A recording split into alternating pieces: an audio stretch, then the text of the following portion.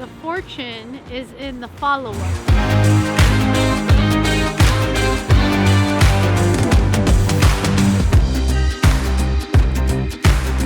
So do you have a follow-up process for your business? And how many times are you following up with a prospect that have shown they're interested, or maybe they said they weren't interested at the time? How many times are you following up with? The fortune is in the follow-up, right? Your fortune is in your follow-up. So it's so important, based on statistics of the conversions from implementing a follow-up process for the leads that you're speaking to, for the prospects that you're talking to. There must be a follow-up process to convert higher. There's a certain percentage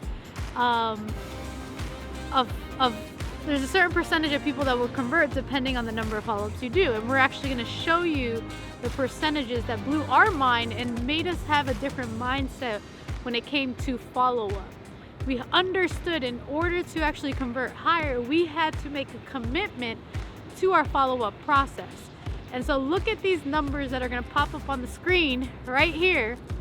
All right, you want to really take these numbers in and just implement that into your business. As you will see right here, 2% of follow-ups, 2%, right, of people get started on the first call or on the first contact, meaning 98% will not get started with you, right? So even though you want to come in and give and you're expecting the close on the first call, know that it's probably unlikely that it will happen on the first close, right? 98% of people do not get started on the first contact.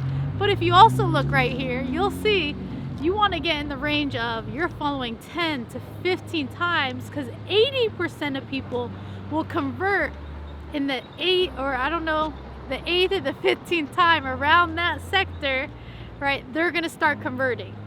So ask yourself, it may not be that you're doing anything wrong besides you're just not following up enough, right? It may not be that, the strategy doesn't work, or, I'm horrible on the calls because nobody gets started, right? Because we all think that, or maybe I'm not saying the right things or asking the right questions.